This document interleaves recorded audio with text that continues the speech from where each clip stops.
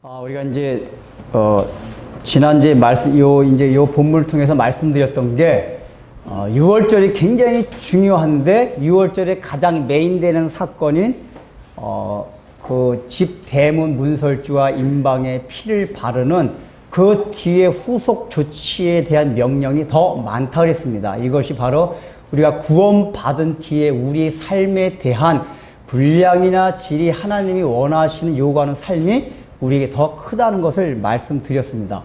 근데 이제 실제로 유대인들은 그래가지고 이제 신약이나 에스겔서 같은 데 보면은 6월절과 무교절을 혼용했었어요. 여러분들 아마 나중에 성경 보다 보면 좀 이렇게 혼동스러울 때가 있을 거예요. 어떤 때는 뭐 무교절을 지키러, 어떤 때는 6월절 지키러.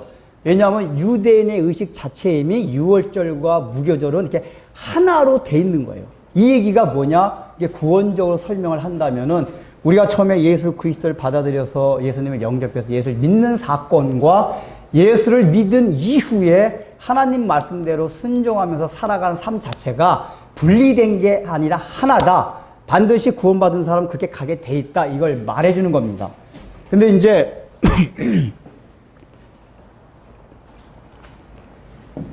이 무교절이 이스라엘 후대에 내려갈수록 어떤 의미가 더 커지냐면은 초창기 때는 이제 그 무교절 자체 지키는 걸 통해 가지고 이스라엘 백성들이 어떻게 살아가야겠다 이거 이제 강조가 됐는데 후대에 내려갈수록 무교절은 6월절을 더 기념하는 그 사건의 의미로서 이게 부각이 됩니다. 왜냐하면은 이제 나중에 후대에 가면은 출애굽을 경험하지 못한 세대가 나타나요. 그러니까 지금까지 출애굽을 경험한 세대는 6월절 사건을 직접 경험했기 때문에 그때 생생한 감동과 감격이 있어요. 근데 이제 이 후대로 계속 내려가면은 6월절 사건을 경험하지 못했어요. 얘기로만 듣는 거예요.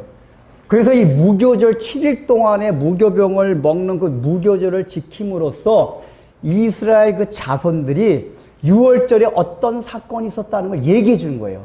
이제 무교절 때 무교병 계속 먹고 있으면은 자녀들이 물어본대요. 아빠, 우리가 이거 왜 일주일 동안 평상시에 안 먹던 맛없는 이걸 먹어야 돼요?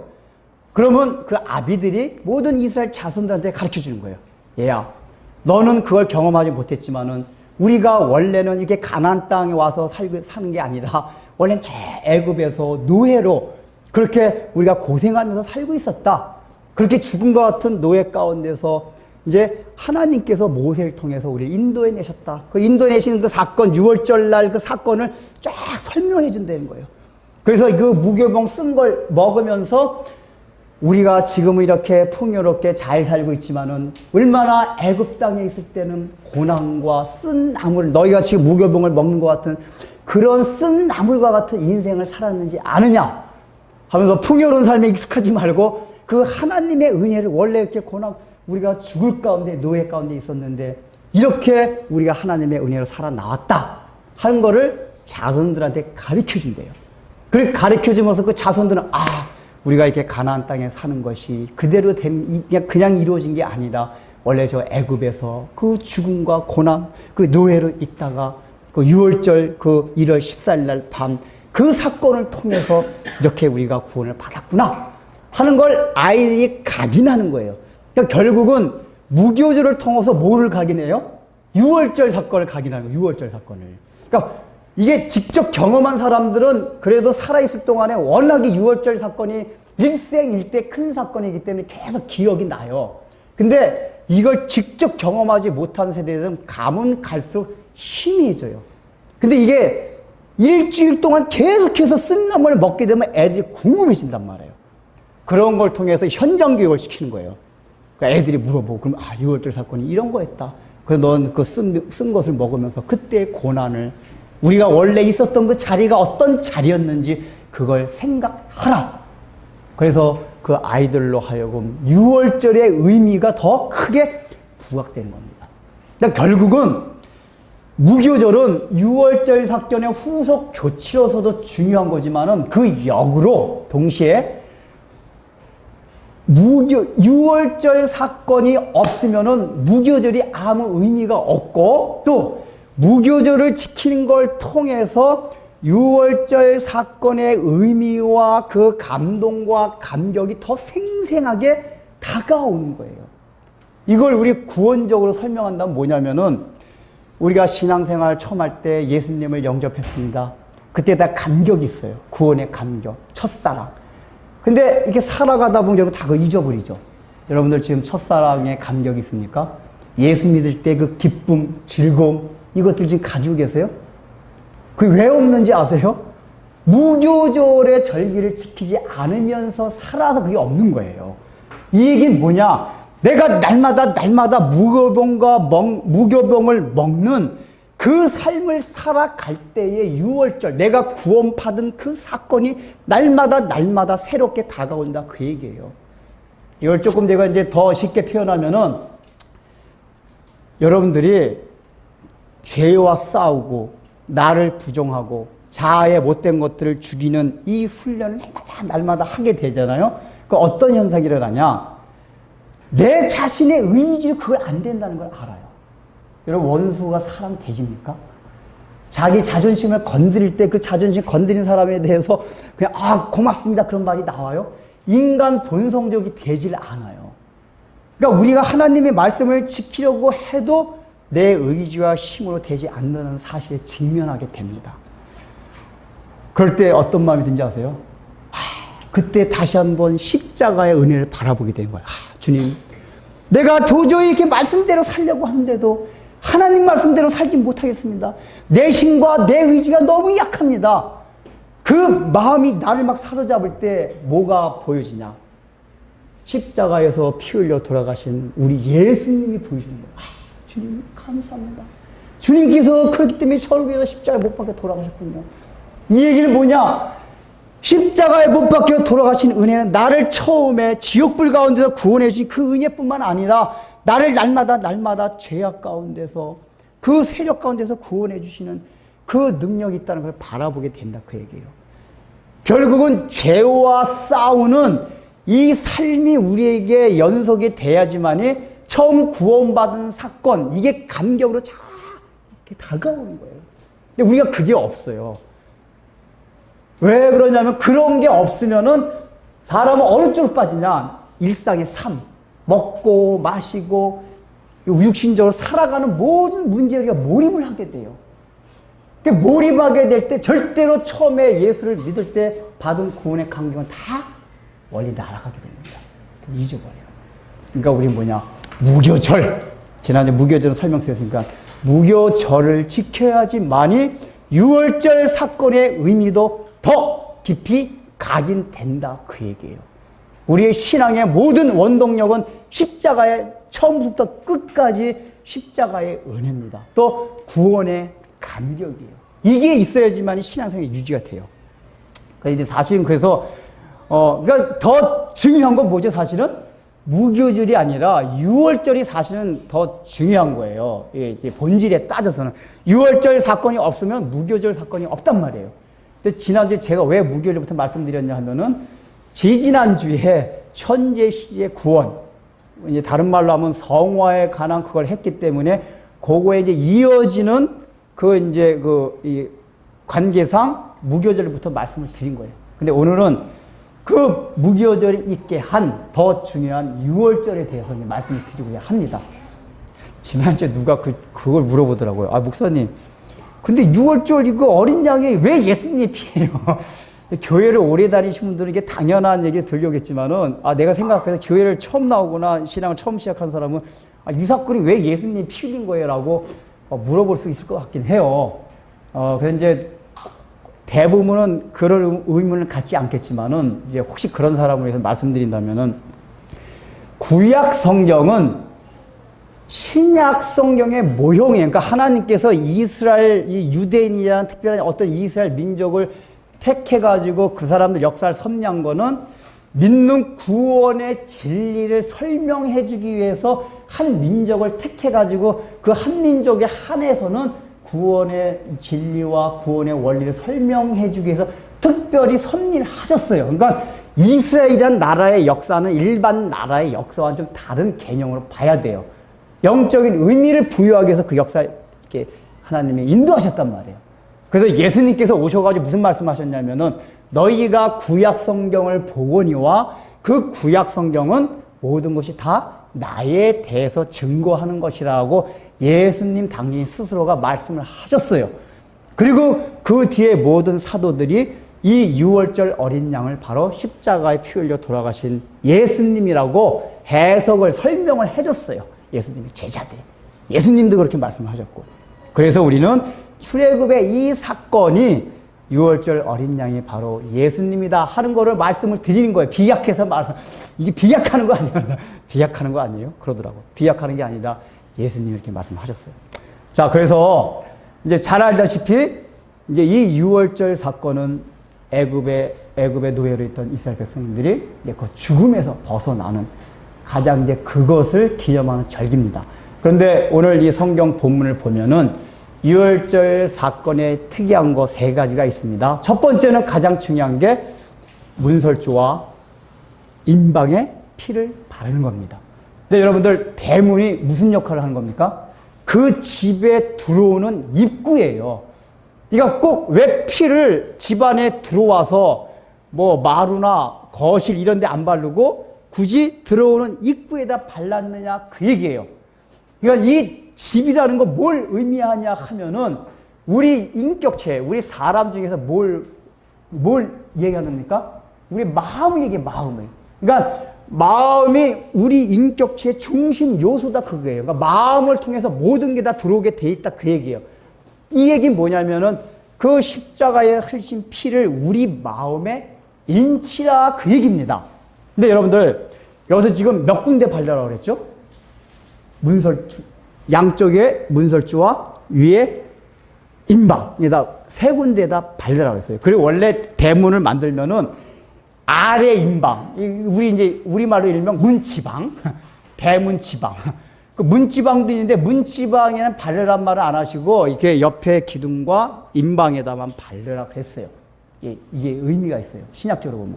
제가 그전에 잠깐 말씀드렸지만은 우리가 예수님의 피를 어디에 발라야 되냐면 우리의 마음 요소 가운데, 우리의 인격의 요소 가운데 지성이 있고 감성이 있고 의지의 3요소가 있습니다. 여기에 다 발라야지만이 뭐예요? 재앙이 넘어간다 그 얘기예요. 예를 들면 두 문설주에 바르고 임방에 안 발랐다든지 임방에 바르고 두 문설주에 안 발랐다. 그러면은 그 재앙이 통과되지 아니하고 죽음의 사자가 그 집안에 있는 장자를 죽인다 그 얘기입니다. 이 얘기가 뭡니까? 우리가 받는 구원 십자가에서 피 흘리신 예수님의 그 십자가의 피를 우리의 마음에 우리의 인격에 뿌릴 때에 지성과 감성과 의지, 삼일에 다 뿌려야 된대요. 근데 지난번에 한번 말씀드렸지만 어떤 사람은 지성에다만 뿌리는 사람이 있어요. 그러니까 이거 성경을 보고 맞아. 예수님이 우리를 위해서 십자가에 못 박혀 돌아가셔서 잘 깨달아요. 그 깨달은 거로 구원받은 거로 착각하는 사람이 있어요. 이게 뭐죠? 우리가 3주간 계속 얘기해온 구원파예요. 구원파가 그의 대표적인 케이스예요. 그 사람들은 예수님이 나를 위해서 십자가에 못 박혀 돌아가시고 내 죄사함을 받았다. 그걸 내가 지식적으로 깨달을 때 구원을 받는다라고 생각해요. 그러니까 뭘 하냐? 그 사람들은 십자가의 피를 지성에만, 머리에만 뿌린 거예요. 안 된다, 얘 그게. 근데 그런 것들이 구원파에만 있냐면 아니에요. 우리 개신교 안에 너무 많아요. 그냥 그래, 나 맞아. 예수님이 나를 위해서 십자가에 못 박혀 돌아가서 그래, 알아. 나 믿어. 이게 지식적으로 동의하는 거를 믿음으로 착각하는 경우가 우리 개신교 안에 너무 많이 있어요. 그 친구가 뭐냐? 우리 삶이 엉터리예요. 삶이 엉터리란 얘기는 지식적으로만 믿어서 그래요. 야고보 사도가 그랬잖아요. 너희가 하나님이 한 분인 줄 믿느냐? 마귀들도 귀신들 믿고 떠느니라. 행함이 없는 죽은 믿음이다. 라고 야고보 사도가 얘기를 해요. 이게 이 루터가 말한 믿음으로서 구원받는 거와 전혀 대치되는 게 아니에요. 왜냐? 그 믿음 안에는 이미 그런 행함이 다 포함이 돼 있기 때문에 그런 거예요. 그 지성적으로 만든 거예요. 또 어떤 사람은 이 지성 이런 거 뭐 이렇게 따지는 거 싫어요. 그래서 이렇게 감성으로, 특히 오늘날은 포스트 모던 시대라고 그래요. 포스트 모던 시대는 뭐냐면은 이렇게 논리적으로 따져가지고 설득하고 이런 거 말고 그냥 내가 느끼는 거. 그게 진리다 그 얘기예요. 그래서 이제 오늘날 교회에서 찬양을 이제 강조하게 되는 게 이 사람의 감성을 터치하기 위해서 이게 찬양을 많이 해요. 아, 우리 찬양하는 거 좋습니다. 우리 찬양 많이 해요. 근데 중요한 건 뭐냐면은 그 찬양할 때 반드시 우리에게 필요한 건 뭐냐면은 내가 십자가의 은혜에 대한 지적인 동의와 그 깨달음과 그 인식하에서 찬양을 할 때 오는 감격과 이게 필요한데 이런 내용은 없고 그냥 감성적으로만 막 그게 뭐 마음에 이렇게 이렇게 충만하도록 이끌어간단 말이에요. 그러게 되다 보면은 어떤 현상이 일어나냐 보면은 그건 더 짧아요. 감성적으로만 믿게 되면은 신앙생활이 뭐냐? 교회 안에서만 크리스찬, 썬데이 크리스찬. 그나마 지성 있는 사람들은 이렇게 생각이 있어가지고 있는데 이 감성적인 신앙은 그냥 예배당 벗어나면 그때부터 세상 사람이에요. 예배 드릴 때는 하나님이 어느 누구보다 뜨거워요. 감성이. 예배 드릴 때는 뜨겁고 하나님이 계신 것 같고 막 그냥 혼자 은혜 받은 것 같고 그런데 그걸 벗어나는 순간 아무것도 없어요. 이게 감성적인 거예요. 오늘날 우리 가운데도 그렇게 감성에다만 십자가의 피를 뿌린 게 얼마나 많이 있냐고요. 또 이제 한 경우는 의지에만 피를 뿌린 의지. 의지라는 건 뭐냐면은 야, 성경 보니까 역시 예수님 말씀은 좋아. 이렇게 살면 이 세상이 천국이 될 수 있어. 그러면서 예수님을 이렇게 도덕군자 같이 우리 인류가 따라야 할 모범 선생과 같이 보고 따르는 사람들이 있어요. 그 사람들은 행위가 굉장히 깨끗해요. 근데 예수님의 뭐 십자가의 피 이런 거 지식적으로 동의하지도 않고 아이 무슨 십자가의 피야. 그건 그냥 아무 의미가 없고 예수님이 십자가에 못 박혀 돌아가신 거는 다만 우리로 이 사람들로 하여금 내가 너희들 위해서 희생했으니 그 희생의 모범을 너희들 따라오라. 이걸 보여주시기 위해서 십자가에 못 박혀 돌아가신 거다. 그 얘기예요. 그러니까 지식적으로도 구원의 도리를 인정하지 않고 다만 성경에서 뭐만 보냐. 그러니까 예수님이 피 흘려 돌아가신 십자가의 사건에서 오직 의지적인 요소, 즉 내가 결단하고 죄를 짓지 아니하고 착하고 선하게 윤리 도덕적으로 그렇게 살아가는 삶. 그것만 하는 게 바로 의지적인 요소예요. 이게 대표적인 사람이 슈바이처 박사입니다. 보통 우리 교회에서 슈바이처 박사를 예를 많이 들어요. 이렇게 믿음으로 산 사람들. 여러분들 잘 알아야 되는 게 슈바이처 박사는 믿음으로 산 사람이 아니에요. 그 슈바이처 박사가 쓴 이 자서전을 보면은 예수님을 어떻게 얘기하고 있냐면은 예수님을 굉장히 존경을 해요. 슈바이처 박사는. 그러면서 예수 그리스도는 묵시문화, 그러니까 묵시문화 이게 다니엘서 에스겔서 말하는 거야. 유대의 묵시문학을 통해서 거기에 푹 몰입이 돼가지고 그 당시에 하나님의 나라가 올 것처럼 과대망상증이 있었던 사람이었다. 이렇게 슈바이처 박사가 예수님을 평가해요. 그러니까 예수님이 십자가 피 흘려 돌아가신 거 왜 피 흘려 돌아가셨냐 하면은 우리가 흔히 생각하는 그 구속의 피가 아니라 하도 사람들이 못됐으니까 전부 자기 유익을 위해서 인간이 그렇잖아요. 그러니까 예수님 없이 안 되겠다. 야, 이렇게 살면 하나님의 나라가 올 수 없는데 그래서 예수님이 생각하기를 안 되겠다. 내가 십자가에 피 흘려서 내가 희생을 함으로써 사람들한테 이렇게 희생하는 삶이 정말 하나님이 원하는 삶이다. 그걸 보여주기 위해서 예수님이 십자가에서 돌아가셨다는 거예요. 근데 그렇게 했으면은 그렇게 해가지고 하나님의 나라가 이루어지는 게 아니라 사람들이 그걸 보고 야 예수님 훌륭한 분이다. 우리도 저 윤리도덕을 본받자 라는 사람들 마음에 교훈이 되기 위해서 예수님께서 십자가 달려 죽었다고 얘기하는 거예요. 슈바이처 박사가. 근데 이게 슈바이처 박사 같은 사고방식을 가진 사람이 또 의외로 많이 있어요. 특히 우리나라 초대 때 일제시대 때는 이 기독교를 보니까 야 산상순 같은 너무나 훌륭한 말씀에 원수를 사랑하라, 뭐 겉옷을 달라고 하면 속옷을 내어주라. 야 이런 거 유교 경전에도 없다. 불교 경전에도 없다. 야 이 기가 막힌 윤리 도덕서다. 이래 가지고 그 군자들 윤리 도덕을 따지던 군자들이 처음에 기독교에 관심을 가졌던 그런 케이스들이 우리 초대교회에 있었어요. 근데 그런 사람 나중에 다 떠나갔어요. 하다 보니까 그게 아니잖아요. 성경의 구약성경 읽어보니까 별별 얘기가 다 나와요. 뭐 지저분한 얘기, 막 그냥 간음한 얘기, 막 죽이는 얘기. 이러다 보니까 이거 내가 생각했던 그게 아닌데? 이러면 다 떠나갔어요. 그게 바로 의지적인 요소에만 예수님의 피를 뿌린 거예요. 그 요소를 가지고 신앙생활을 하려고 했던 사람. 그게 아니에요. 우리는 바로 그런 지성과 감성과 의지, 모든 요소에 다 십자가의 피를 뿌려야 돼요. 근데 또 중요한 거는 이 아래 임방, 거기다가 피를 바르라는 말씀을 안 하셨어요. 왜 그런지 아세요?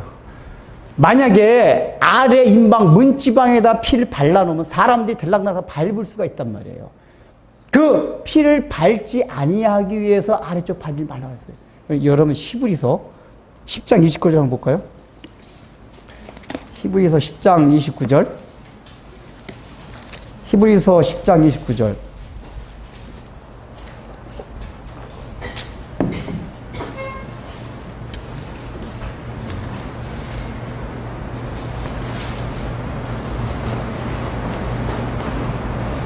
다 찾으셨습니까?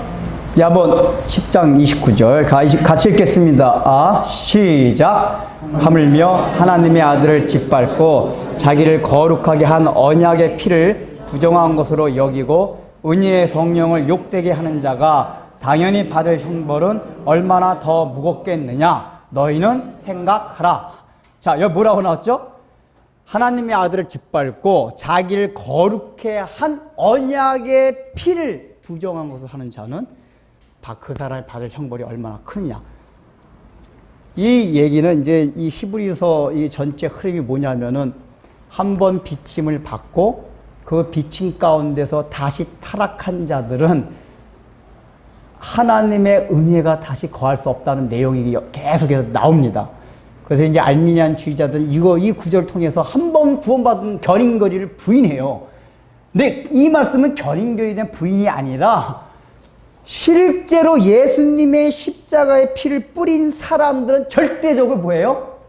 혹시 잠깐 타락하는 경우가 있지만 반드시 돌아오게 돼 있다. 그걸 강조하는 거예요. 근데 계속해서 타락해서 돌아오지 않는다 그러면은 그 사람이 가졌던 믿음은 가짜 믿음이라는 거예요. 진짜 믿음이 아니라.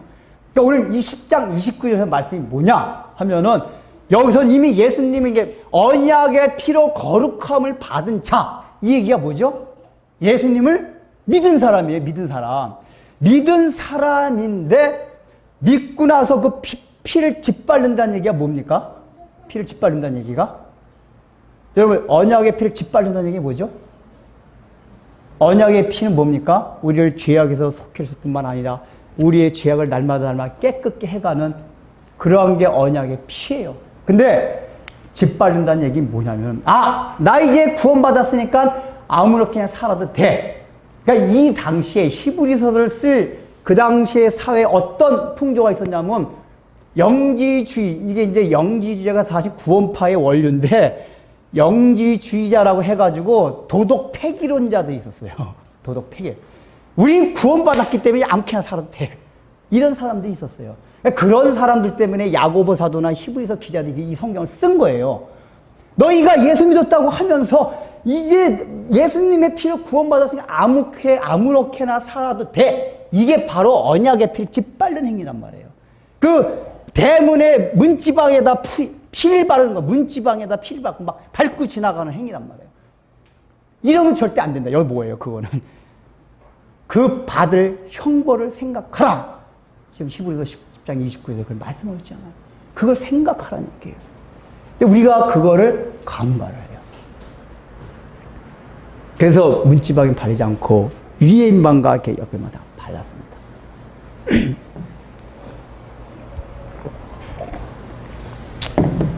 근데 이 세 개를 바르는 가운데 우리가 이제 그걸 발라야 되는데 예수를 안 믿는 사람들이 기독교를 받아들이기 힘들어하는 이유가 있어요. 왜 그렇죠? 이게 피를 왜 피를 바르라고 했을까? 여러분이 잘 생각해봐요. 원래 피라는 게 끔찍해요? 끔찍하지 않아요? 끔찍해요. 이렇게 막 겁이 많은 사람들은 이렇게 자기 몸에서 피만 조금만 나도 막 그냥 막 질리는 사람이 있어요. 근데 지금 하나님 어떻게 명령을 하시냐면은 애들이 다 보는 앞에서 양을 잡아가지고 이제 그 전에 제가 그 유목민족들이 그 제사 지내려고 양 잡는 걸 봤는데요. 이게 양을 고통 없이 죽이려고 어떻게 죽이냐면은 이 극소 있더라고요. 여기 한번 팍 칼로 찔르더라고요. 그러니까 피가 확 솟구쳐요. 그러니까 되게 끔찍하더라고요, 이게. 그러니까 이게 우리가 하듯이 뭐 이렇게 그게 아니라 그냥 피 확 한 번에 죽이려고 그렇게 하더라고요. 그러니까 그런 피를 받아가지고 이게 바르는 걸 생각해봐요. 이게 굉장히 끔찍한 거예요. 그러니까 우리 외견상, 우리가 인간적인 일반 상식적으로 생각할 때 굉장히 끔찍한 건데, 하나님은 그 끔찍한 방법을 통해서 재앙을 넘어가게 하시는 거란 말이에요. 그러니까 그때도 아마, 아니, 우리는 이미 지식을 알고 있으니까 피를 바른다 하면 별 생각 없이 그런가 보다 하지만은, 이때 사람들은 처음이란 말이에요. 그래서, 아니, 하나님 이렇게 끔찍한 일을 하게 하셔? 그래가지고, 피를 만약에 안 발랐다. 난 그런 끔찍한 일을 하기 싫어. 왜 하나님이 그러실까? 이러면서 안 발랐더라면은 그 재앙이 그 집안을 덮쳤을 거란 말이에요. 그러나 아무리 끔찍해도 하나님의 말씀이기 때문에 순종한 사람들만 그 재앙이 넘어갔어요. 여러분들 오늘날도 보십시오. 기독교가 왜 반대를 받냐면은 우리 기독교가 잘못해서 받는 욕들이 있어요. 그러니까 윤리도도 잘못하고 일반 오늘날 사회의 언론에서 흔히 말하는 그 잘못 말고 우리가 잘못하지 않고 말씀대로 살아가도 세상은 기독교를 비판해요. 왜 그런지 아세요? 복음 자체가 십자가의 복음이 혐오스럽다는 거예요. 왜 죄 하느냐? 여러분 이 피에 담겨있는 의미가 뭡니까? 하나님의 진노와 심판이에요. 그러니까 하나님의 사랑이 먼저가 아니라 이 피에 담겨져 있는 게 피라는 건 뭐죠? 생명을 죽였다는 얘기예요. 지금 생명을 죽였다는 얘기란 말이에요. 그러니까 피에 담겨있는 첫 번째 의미는 사랑이 아니라 첫 번째 뭐냐면 하나님의 진노와 심판이 거기 담겨져 있어요. 근데 현대인들은 뭘 좋아하죠? 뭐 진노, 심판, 이런 거 싫어요. 하나님도 뭘 듣기 좋아요? 그냥 사랑의 하나님. 이걸 듣기 좋아한단 말이에요. 근데 기독교는 이걸 강조해요. 그래서 일명 지식인들은 이게 혐오스러워요. 왜 기독교는 이렇게 죄를 강조하고, 아무 죄도 짓지 않는데 잠깐만 죄인이라 그러냐. 그래서 그걸 막 싫어해요. 그리고 왜 끔찍하게 뭐 하나님의 진노, 심판, 이런 얘기 하지 말고, 하나님의 이렇게 사랑, 이런 거 좀 얘기하라, 이 얘기예요. 그래서 오늘날 많은 교회에서는 복음을 전해도 하나님의 진노와 심판은 가능한 얘기를 적게 하려고 그래요. 왜요? 좀 혐오스럽거든요. 그리고 가능한 한 하나님은 사랑이십니다. 여러분을 사랑하십니다. 이런 거로만 이렇게 설명한단 말이에요. 그 피에 담겨 있는 그게 아니에요. 진노와 심판이 그 안에 담겨 있어요. 근데 오늘날 우리가 그걸 거부합니다. 그런 하나님에 대한 이미지를 싫어해요. 혐오스러워요. 죄라는 건 그런 게 아니다. 그냥 우리 심리적으로 좀 부족한 게 일어나는 게 죄지. 왜 기독교에서는 죄 해가지고 무슨 그냥 사람들 다 죄인을 몰아가냐. 그걸 가장 강조한 사람이 프로이드예요. 프로이드 심리학자. 프로이드가 기독교를 가장 굉장히 프로이드, 공산주의를 하는 막스, 이 사람들이 다 기독교를 아주 적대시한 사람인데 프로이드가 기독교를 적대시한 가장 큰 이유 중에 하나가 뭐냐. 기독교 왜 쓸데없이 맨날 죄 그러냐 그 얘기예요. 근데 프로이드가 얘기하는 건 뭐냐면은 프로이드의 해석에 의하면 마르틴 루터 같은 사람은 강박신경증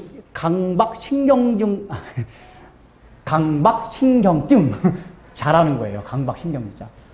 그러니까 보세요. 루터 같은 사람이 수도사예요. 수도사. 무슨 죄를 지었겠어요. 근데 맨날 양심의 가책을 봐. 이 죄 어떻게 할까? 그러니까 프로이드가 생각할 때는 거기서 미친놈. 아무 죄도 안 져도 죄지. 그걸 심리학에서는 강박신경증이라고 그래요. 강박신경증. 근데 루터가 그걸 통해서 복음을 발견했어요. 복음을. 왜요?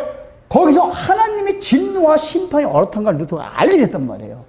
근데 프로이드 입장에서 볼 때는 기독교 완전히 다 정신병자들이다. 이렇게 보는 거란 말이에요. 오늘날도 마찬가지예요. 기독교를 그렇게 보는 사람이 많아요. 그러니까 이제 기독교가 그런 사람들 좀 맞추기 위해서 가능한 한 그런 얘기는 적게 하고 이렇게 좀 이렇게 사랑하는 건 사람도 싫어하지 않아요. 안 믿는 사람도 하나님을 안 믿어줘도 누가 날 사랑해 준다 그러면 그거 싫어할 사람이 있어요? 아니에요. 아무것도. 그래서 이 피의 종교다 이거야. 피. 혐오스러운 피의 종교. 원색적인. 그래서 이 교회 안에서는 뭐가 선포되어 있냐? 교회에 들어온 문에다가 그냥 빨간 피를 확 다 발라야 돼요. 딱 보면 혐오스러워. 여러분 세상 사람이 교회를 볼 때는 혐오스러운 것도 있어야 돼요. 그러니까 존경스러우면서도 혐오스러워야 돼요. 세상이 기독교를 100% 좋아할 수는 없어요. 아무리 잘 살아도 안 맞는 게 있어요. 왜냐? 그런 부분이 안 맞아요.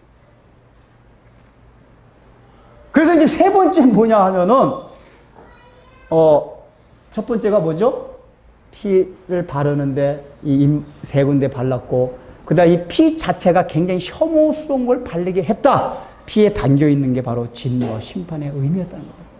근데 이제 세 번째 뭐냐면은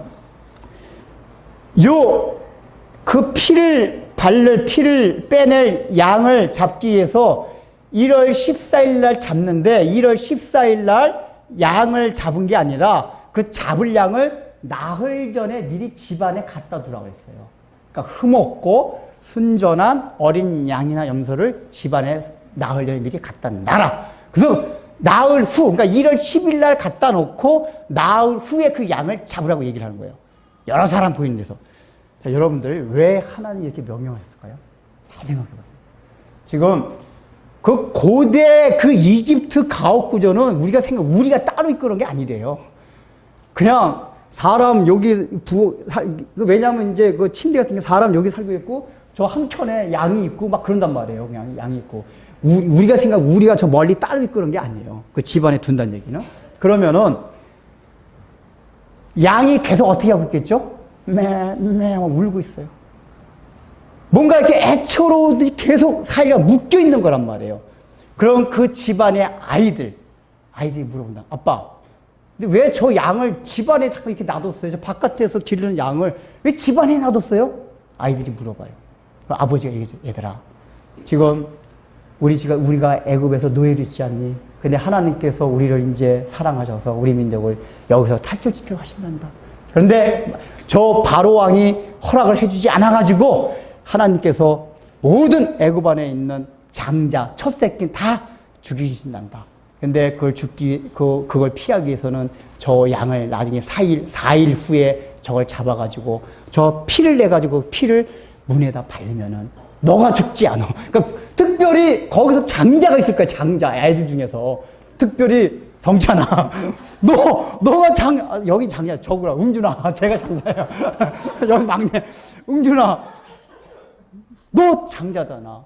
저 양은 바로 너 때문에 있는 거야, 너. 안 그러면 너가 죽어. 여러분 잘 생각해봐.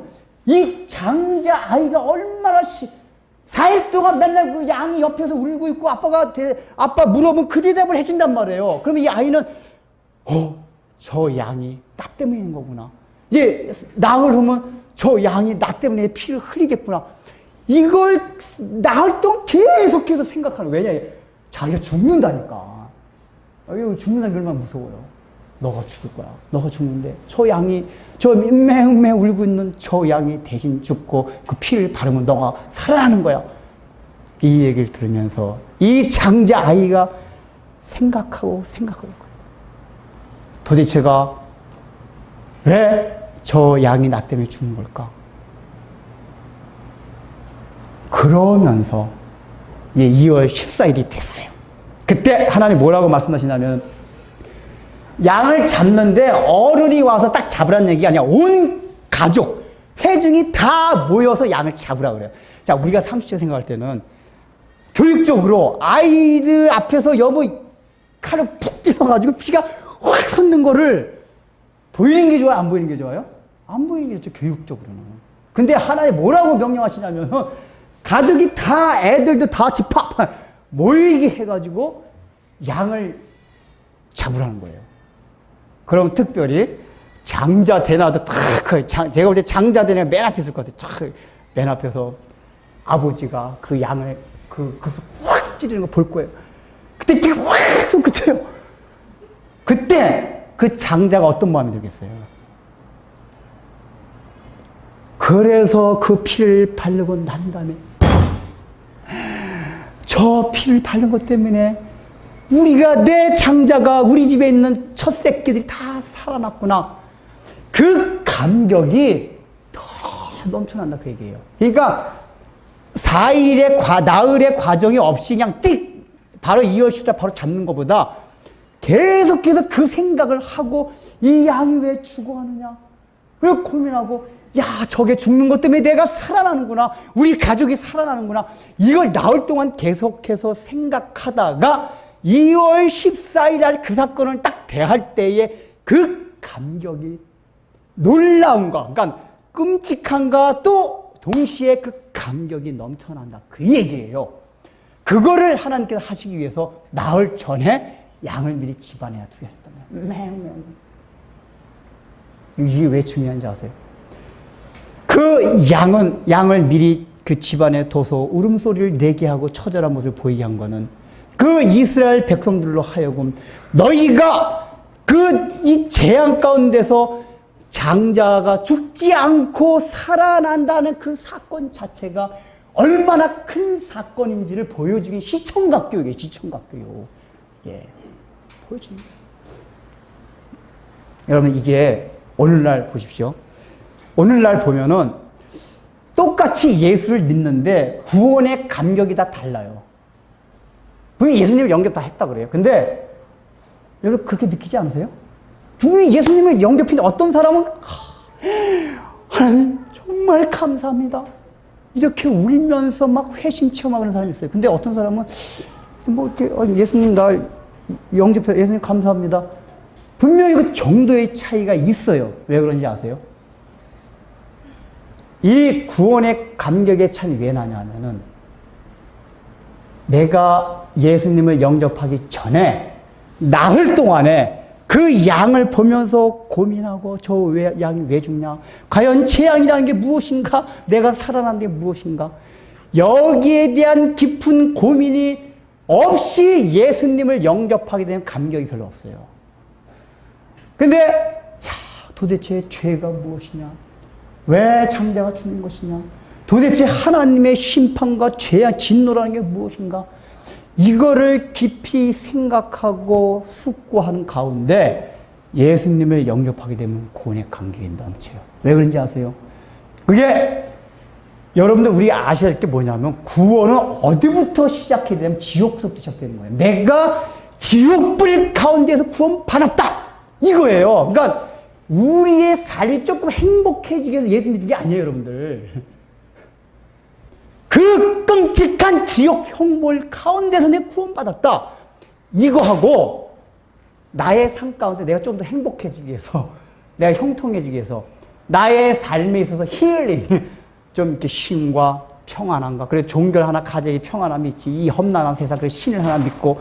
그래서 내가 이 땅을 살아가면서 종교의 일반적인 기능으로 주는 그런 평안, 기쁨, 이런 건 다른 종교도 다 있습니다. 여러분, 불교 믿는 사람이나 이슬람을 믿는 사람은 어느 종교든지 심취해 가면은 우리 기독교에서 말하는 그 평안, 기쁨, 이거 다 있어요.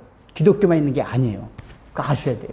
근데, 이렇게 해서 믿는 사람들은 다 믿고 나서 어려운 일이 오고 그럴 때에 항상 예수님을 등지게 돼요. 왜 그런지 아세요? 내가 예수 믿은 거는 지금 내가 있는 삶보다는 더 나은 삶을 바라고 예수 믿었는데 나의 삶이 왜 이렇게 더 형편없어져? 그런단 말이에요. 나중에 이스라엘 백성들이 광야로 나가가지고 원망한 게 뭔지 아세요? 차라리 애굽에 노예로 있었던 게 더 낫다. 그때는 맛있는 수박도 먹고 수치도 먹고 니 무슨 광야 나와가 이 고생이냐? 왜 이스라엘 백성이 그런 생각을 했습니까? 그 사람들의 생각에는 애굽에서 나온다는 거 어떤 의미로 생각했냐? 내가 거기만 나오면은 우리에게 그 가나안 땅, 우리의 조상 아브라함과 이삭과 야곱에게 주신 그 젖과 꿀이 흐르는 그 땅에 딱 당도할 줄 알았는데, 이게 해보니까 아니란 말이야. 광야 생활이란 말이야. 더 이상하게, 노예로 있을 때 더 고생하는 것 같네? 이 사람들이 이런 생각이 든 거예요. 그래서 애굽이 그리워지는 거예요. 그리워지는 거. 근데 그러니까 이 무교절을 제대로 안 지킨 거예요. 이게 뭐냐면은 무교절을 계속 지킨 건 뭐냐면은 그래서 6월절 강인한다는 게 야 그때의 삶이 너희 광야 생활 너희 바보들아 너희가 애굽을 풀어냐 그 애굽은 마지막 재앙 장자가 죽는 그 재앙 가운데서 너희가 구출 받은 거다. 이걸 알아라는 얘기요. 그러면 야 내가 광야 생활이 얼마나 힘들다 해도 장자가 죽는 그 죽음보다는 나은 거란 말이에요. 오늘날로 설명한다면 내가 지옥불 가운데서 그 형벌 가운데서 구원받은 이걸 생각하면은 이 세상을 아무리 바닥치고 생활해도 감사하다 그 얘기예요. 구원의 감격이. 근데 우리가 신앙의 시작을 거기부터 시작을 안 해요. 힐링, 나 평안, 기쁨. 그거는 결과예요. 그러면 예수 믿으면 목사님 기쁨, 쉼, 즐거움 이런 게 없습니까? 있어요. 뭐냐? 그거는 내가 지옥불 형벌로부터 감격받은 그 시작됐을 때 따라오는 결과예요. 결과. 근데 그 결과인데 어떤 결과나 변함없는 결과. 그러니까 왜냐? 처음에 목표를 즐거움, 기쁨, 행복 이걸 두고 예수 믿었으면 그게 안 됐으면 안 기쁘고 안 행복해요. 힘도 없어요. 그러나 시작을 지옥 형벌 가운데서 내가 건져내를 받았다. 여기서 시작되면은 어느 상황에서인지 어느 환경에서인지 하나님 감사합니다. 그게 나온단 말이에요. 여러분 그런 감격이 있으세요? 그 감격이 없으면은 여러분의 신앙의 시작을 나흘 동안 그거 없이 그냥 갑자기 띡 한 거예요. 그래서 이제 요즘도 이렇게 보면은 교회 안에 이렇게 처음에 예수를 믿는다고 하는 사람들이 가만히 살펴보면은 이 나흘 동안에 양 울음소리를 듣지 아니하고 6월절 당일날 그냥 찔리는 거 보면 딱 문 바른 사람이 너무 많아요. 그러니까 이 재앙이 어떤 것이라는 심각한 고민, 생각 이런 거 없이 그냥 어떨 때에 그냥 피를 딱 바른 사람이 많다는 얘기예요. 그런 사람이 굉장히 많아요. 예, 그래서 이제 복음 전할 때도 사실은 이제 요즘 일반적으로 복음을 전하는 건 이제 우리가 이제 보통 선교단체 그 CCC에서 하는 그 사형리라는 게 있습니다. 뭐 사형리 다 아세요? 네, 첫 번째가 뭐죠? 하나님은 당신을 사랑하시고 당신을 향하여 놀라운 계획을 갖고 계십니다. 두 번째는 근데 당신은 죄인이기 때문에 그 하나님의 놀라운 사랑과 계획을 알 수가 없습니다. 세 번째, 예수 그리스도께서 2000년 전에 이 땅에 오셔서 십자가를 지시고 그래서 당신에게 구원의 길을 열어주셨습니다. 예수 그리스도를 믿으면 구원을 받습니다. 네 번째, 그러니까 당신은 예수 그리스도를 당신의 구주로 영접하십시오 하고 영접기도 하게 해요. 저도 이제 그 사형리 전도 했는데 제가 이제 그거 하면서 느낀 게 뭐냐면은 굉장히 기계적이라는 느낌을 받아요. 그러니까 이게 성향이 강하지 않고 조금 이렇게 종교적 이런 사람들 이렇게 수능을 해서 듣는 경우가 있어요. 예, 그래서 그럼 이렇게 같이 기도합시다 하면 그냥 어떻게 같이 기도해요. 그리고 이제 이거 전도하는 사람이 기도를 해주잖아요. 그래서 따라하세요. 그거 따라 해요. 네, 예수님의 나는 주님을 구주로 영접합니다. 예수님의 이름으로 기도합니다. 아멘, 아멘. 당신은 이제 하나님의 자녀 거듭나셨습니다. 딱 그런단 말이에요. 그리고 나중에 그 사람 반응이 어떨떨해요. 하긴 따라하긴 했는데 어떨떨해요. 그래서 이제 교회에서도 전도 집회 같은 걸 많이 열어가지고 예수님 영접한 사람들 콜링이라고 일어나십시오, 일어나십시오 이렇게 해요. 그 옆에서 쿡쿡 찔러요. 야, 일어나, 빨리 일어나. 예수님 영접해야지. 전도 새 생명 축제 그런 거 많이 하잖아요. 이렇게 해가지고 목사님이 설교 복음 설교 딱 한 다음에 마지막으로 콜링. 자, 이제 예수님을 영접하실 분들은 일어나십시오 하면은 옆에 데리고 온 사람이 찔러요. 일어나. 그러면 이게 어떻게 하다 탁 일어나요. 그래서 일어나 앞으로 나오십시오. 해가지고 이제 이 사람들은 예수님을 영접함으로 구원을 받았습니다. 목사님 딱 선포해줘요. 근데 집에 가보니까 내가 진짜 뭘 아무것도 모르겠어. 왜 그런지 알아요? 그게 바로 이 나흘 동안 양의 울음소리를 듣지 아니하고 그냥 예수님을 영접하는 거란 말이에요. 그 원래 개혁주의는 전도 방법이 그렇지가 않아요. 그냥 기다려요. 하나님이 각각의 인생을 향한 계획이 다 있어요. 그 인생을 살아오면서 또 교회에서 설교를 양의 울음소리를 들으면서 인생이 무엇인가? 죄라는 것이 과연 무엇인가? 정말 지옥이 있는 것인가? 하나님의 심판과 진노가 무엇인가? 여기에 대한 이런 생각, 이런 거 다. 그리고 나서 복음이 딱 전해지면은, 이거다, 이거였구나. 원래 복음을 받아들이면 그런 반응이 나와야 돼요. 근데, 기계적인. 여러분, 구원파의 구원관을 기계적인 구원관이라고 그래요. 당신은 양심의 가치 받으십니까? 받았죠. 근데 예수님이 죄를 다 용서해 줬습니다. 이 사실 믿습니까? 깨달으시면은, 아멘 하십시오. 아멘, 아멘. 그러면 당신이 죄 다 사해졌습니다. 이러면 당신이 거듭났습니다. 이런 거를 기계적, 어떤 공식적인 착착착착 해서 받는 구원을 기계적인 구원이라고 그래요. 근데 사실 구원파뿐만 아니라 우리 개신교도 그런 기계적인 구원이 많아요. 했습니까? 교회 오셨죠? 6개월 됐죠? 그럼 이렇게 딱딱 해가지고 이게 공식 절차에 의해서 당신은 구원받았습니다. 아니야, 이게. 구원이라는 거는 하나님의 각각 인생을 향해서 그 마음에 각자 하신 작업들이 있어요. 작업들. 어떤 사람은 인생의 쓴맛을 보기도 하고, 어떤 사람은 반대로 인생의 즐거운 맛을 봤는데도 이게 아니다. 그래서 어느 날 누가 데려가지고 교회를 가봤더니 교회에서는 계속 그러니까 교회에서 무슨 얘기를 해야 되냐면 양 울음소리를 들려주는 것이 교회가 돼야 돼요.